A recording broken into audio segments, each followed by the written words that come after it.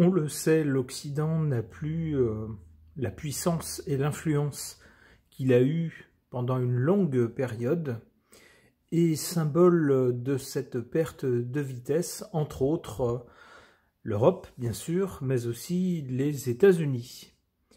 L'un des symboles du style de vie américain, entre autres, c'était la voiture, et l'industrie automobile américaine a participé à sa fortune. Et bien maintenant, il semblerait que cette industrie connaisse quelques ratés. En témoigne cet article, par exemple, qui pose la question Ford et Tesla vers le déclin de l'empire américain. Alors cet article prend l'exemple de ces deux constructeurs automobiles et cite leurs nombreuses difficultés actuellement, difficultés à s'imposer sur le marché, difficultés avec des modèles qui se vendent moins bien qu'escomptés, et puis peut-être aussi difficultés avec des choix qui s'avèrent être risqués ou peu judicieux. Alors est-ce que cette industrie automobile américaine connaît des ratés passagers, ou est-ce que c'est quelque chose de plus long et de plus profond? Eh bien, pour tenter de le savoir, j'interroge le tarot de Marseille.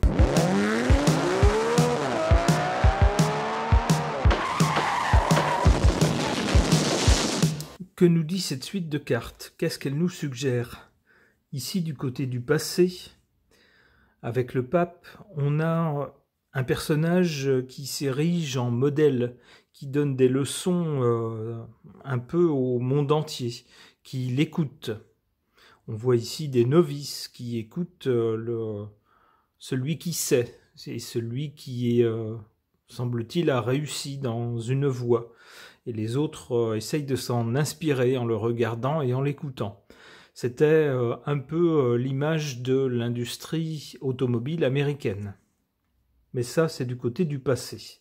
Ça tendrait à nous dire que ce n'est plus le cas et que ce n'est plus cette industrie-là qui s'érige en modèle pour les autres.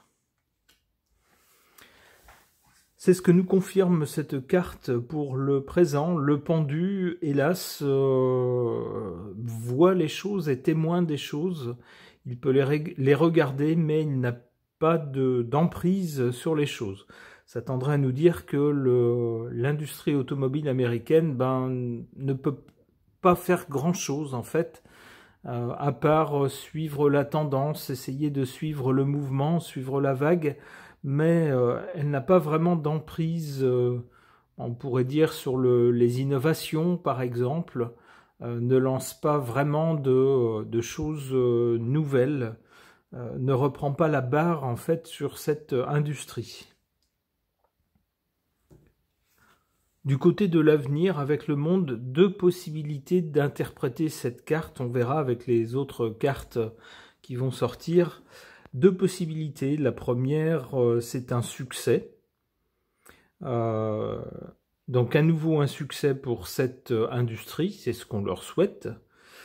L'autre possibilité, c'est d'interpréter littéralement cette carte qui nous parle du monde, c'est-à-dire que c'est maintenant une industrie qui est confrontée à d'autres industries. Ce n'est plus la seule avec l'industrie européenne, les industries européennes, mais il y a d'autres acteurs dans le monde désormais, dans ce milieu automobile. On peut penser non seulement au Japon, mais surtout à la Chine, mais encore aussi à la Corée du Sud, et puis d'autres acteurs qui émergent ailleurs dans le monde.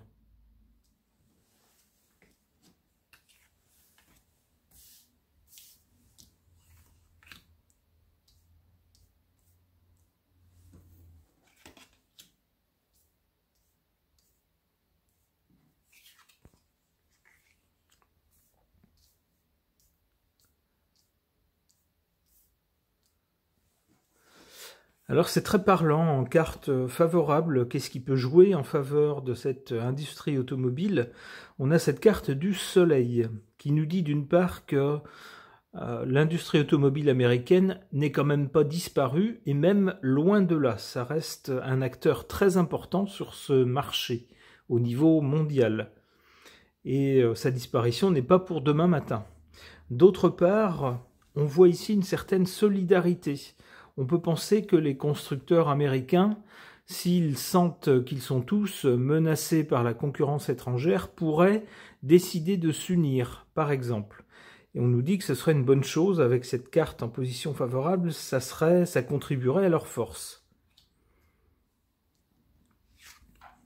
En leur défaveur, cette roue de fortune qui indique un changement ou une évolution de la situation. C'est ce que je disais tout à l'heure. Pendant longtemps, l'industrie automobile américaine a régné plus ou moins sans partage. Les autres acteurs sur ce marché étant assez loin derrière, eh bien ce n'est plus le cas. La situation change, c'est ce que nous dit cette roue de fortune, et puis celui qui avait la couronne risque bien de la perdre.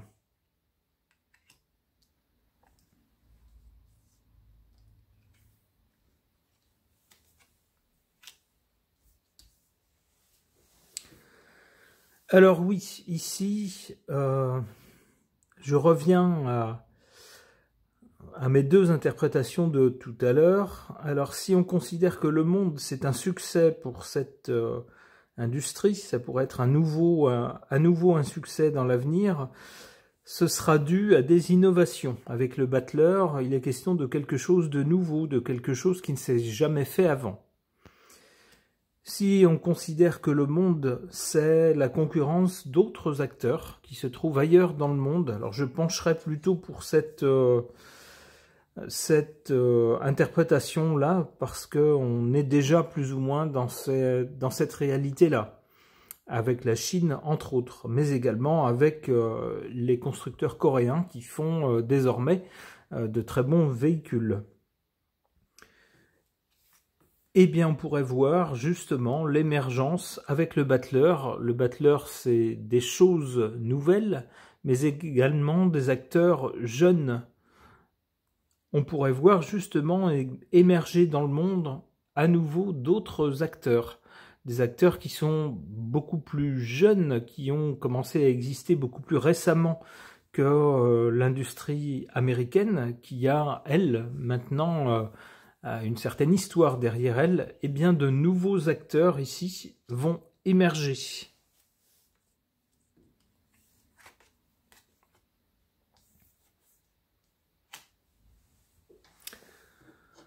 La Lune marque des choses changeantes, fluctuantes. Ça marque aussi les populations, la Lune. Alors j'y verrai la clientèle. La clientèle, puisqu'il est question de quelque chose qui se vend et d'un marché. Avec la Lune, on voit une clientèle dont les goûts sont changeants, qui un jour va s'enthousiasmer pour des véhicules de sport, et puis 5 ans plus tard, l'enthousiasme sera retombé, et puis ce sera les pick-up par exemple, ou les SUV, et puis quelques années plus tard, des véhicules électriques, et puis finalement cette mode va retomber aussi. Hélas, au niveau de l'industrie, on ne peut pas suivre ça en l'espace de 6 mois. Il faut des études qui coûtent cher et qui prennent longtemps pour étudier de nouveaux véhicules. On ne les sort pas d'un chapeau. Donc il faut suivre la mode au plus près si on ne veut pas être complètement largué. C'est ce que je comprends avec cette carte de la Lune.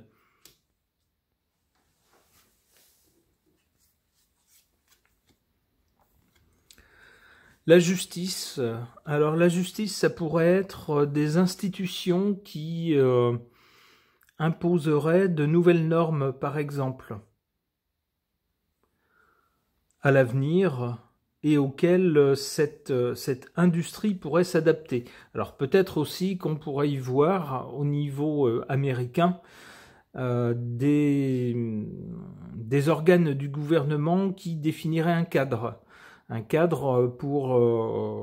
avec des caractéristiques que devront respecter les véhicules qui voudront être vendus sur le territoire américain. C'est une façon de faire du protectionnisme, par exemple, en définissant des normes qui conviendront beaucoup plus aux constructeurs américains qu'aux autres. Ça pourrait être ça, par exemple.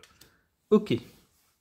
Alors remarquez il n'y a aucune carte dans ce tirage qui annonce la fin des constructeurs américains. Donc j'aurais tendance à penser que c'est une phase un peu compliquée pour certains constructeurs américains, mais pas tous.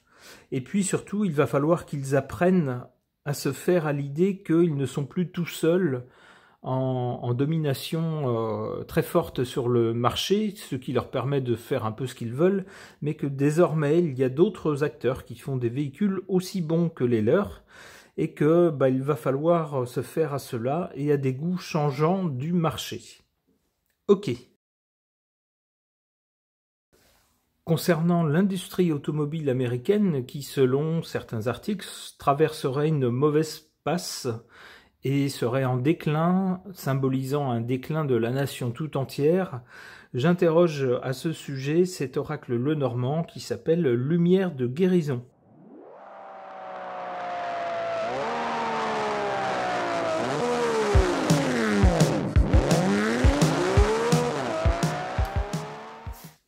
Du côté du passé, avec cette carte du bateau qui navigue sur les océans, on a une idée de lointain ou d'aller ailleurs, par exemple.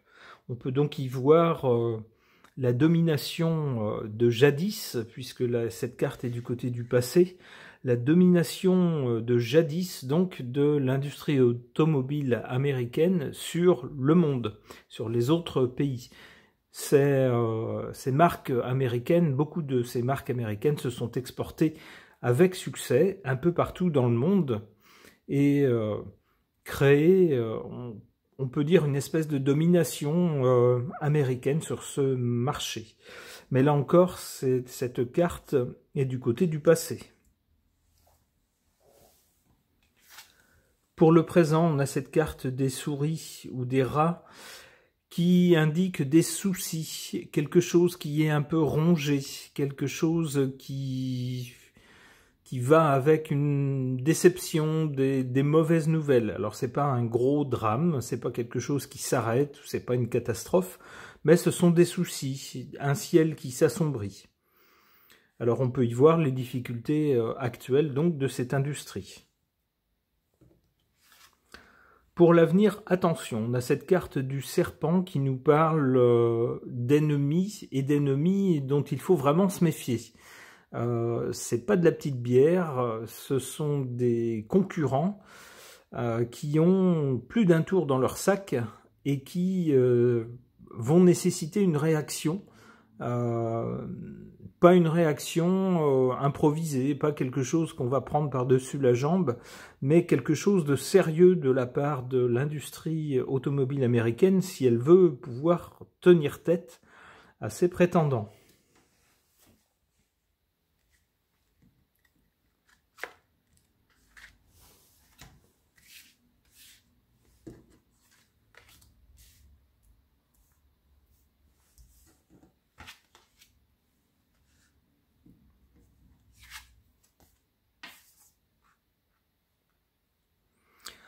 En défaveur de cette industrie automobile américaine, on a le bouquet.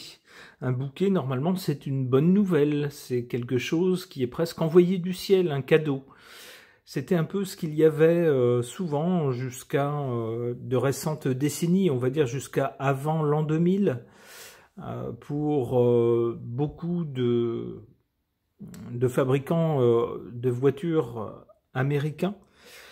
Eh bien, tout allait bien, et puis la plupart de leurs modèles fonctionnaient, et puis même quand il y avait des modèles qui connaissaient quelques problèmes et qui se vendaient moins bien, ma foi, c'était une goutte d'eau qui ne comptait pas beaucoup par rapport à la plupart de leurs modèles qui se vendaient bien, qui étaient des modèles à succès.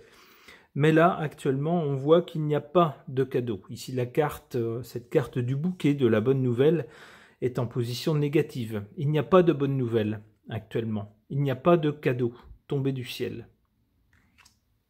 En revanche, en carte positive, on voit cette carte de l'ours qui rappelle un peu la carte du soleil dans le tirage précédent. C'est-à-dire qu'avec cette carte de l'ours, on a affaire quand même à des constructeurs qui sont sacrément solides et qui ne vont pas se casser la figure, qui ne vont pas disparaître demain matin.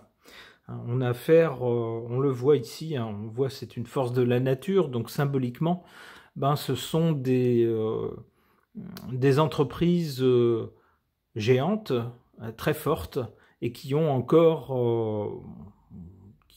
le temps de voir venir.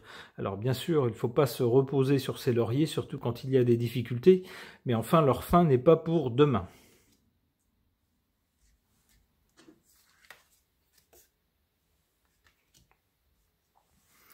Du côté de l'avenir, donc, avec le serpent, je voyais des concurrents assez retors, ayant plus d'un tour dans leur sac, et vraiment dangereux, qui pourraient vraiment mettre à mal l'industrie automobile américaine si celle-ci ne sait pas se montrer inventive, par exemple, et compétitive.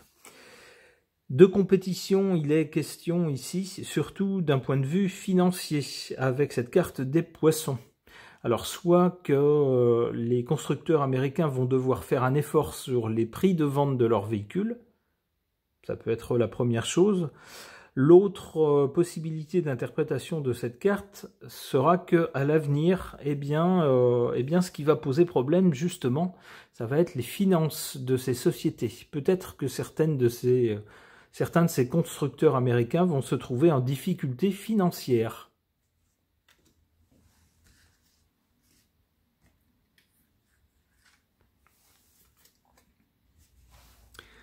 On a la carte du cœur qui tombe là-dessus. Alors la carte du cœur est évidemment une bonne carte. On peut penser que certains fidèles de telle ou telle marque vont, malgré le fait qu'un modèle soit un peu plus cher ou pas forcément plus performant que d'autres modèles d'autres marques, vont se dire « Ah ben moi, toute ma vie, j'ai toujours acheté telle marque et puis voilà, je suis fidèle à cette marque. Donc tant pis si c'est un peu plus cher, mais il y a c'est pas juste une question de choix rationnel, basé sur des chiffres, des mesures, etc. Mais il y a aussi un peu de nostalgie, un peu d'affectif dans le choix de telle marque américaine, par exemple, qui m'a fait rêver pendant ma jeunesse, par exemple, ou qui est lié à des bons moments de ma vie passée avec tel véhicule de telle marque. Alors voilà pourquoi je choisis à nouveau de racheter telle marque. Ça pourrait être ça, cette carte du cœur. Ça pourrait être aussi, du côté américain, peut-être que la population elle-même va se dire il faut sauver nos constructeurs. Et peut-être faire preuve de patriotisme en se disant si on ne fait rien, si on fait simplement jouer la concurrence, il faut bien être conscient que c'est des entreprises très importantes de notre pays qui risquent de disparaître et avec elles non seulement les emplois de ces entreprises, mais aussi les emplois de tout un tas d'autres métiers périphériques liés à ces entreprises. Donc peut-être que le cœur des Américains vibrera pour sauver leurs entreprises. Allez, une dernière. L'enfant. L'enfant, c'est...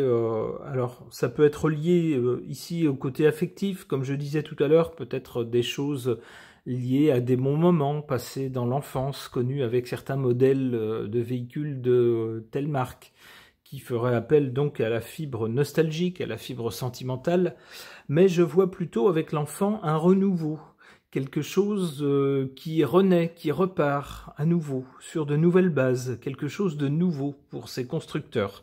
Peut-être inventeront-ils de nouveaux types de véhicules que nous ne connaissons pas actuellement ou que nous n'imaginons pas actuellement, peut-être d'autres types de motorisation, peut-être d'autres énergies que celles que nous connaissons actuellement.